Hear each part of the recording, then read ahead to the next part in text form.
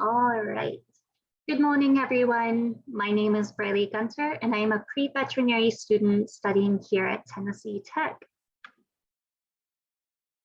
Today, I shall be discussing a recent development in high-resolution imaging involving prions and why it's so important to my field of study.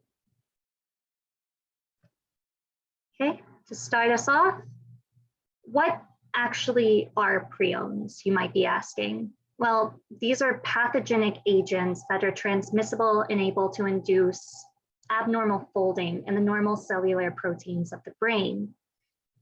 Typically, there are two structures, the first of which is PRPC, which is the non-infectious normal strand that you typically see. Its usual function is cell-to-cell communication within your brain. This only becomes a problem whenever there's a structural change and it misfolds, leading us to PRPSC.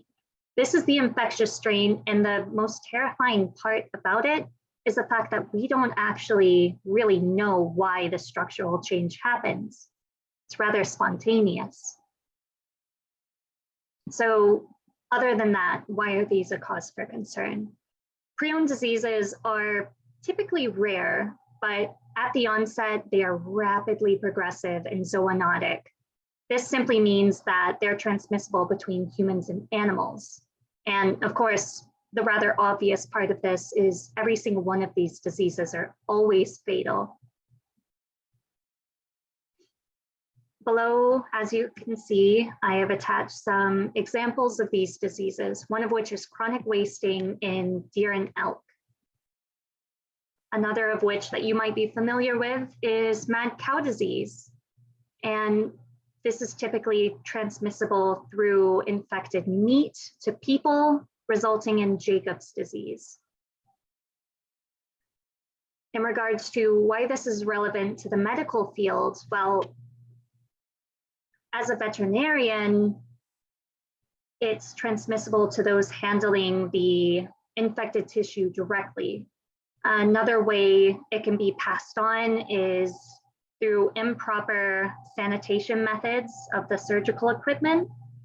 The only issue with this is the fact that prions are very resistant to the typical methods of sanitation. So this is why this breakthrough is so important for us. With this high resolution imaging, we can actually determine how prions are misfolded and hopefully come up with new forms of therapy. All right, so in conclusion, prions are not to be taken lightly in the medical field. And for the first time in forever, we might actually hold the key to developing a cure for these very fatal diseases. All right, so if you have any questions, please reach out to me, and I appreciate your time and consideration in listening to my presentation. Thank you. Have a good day.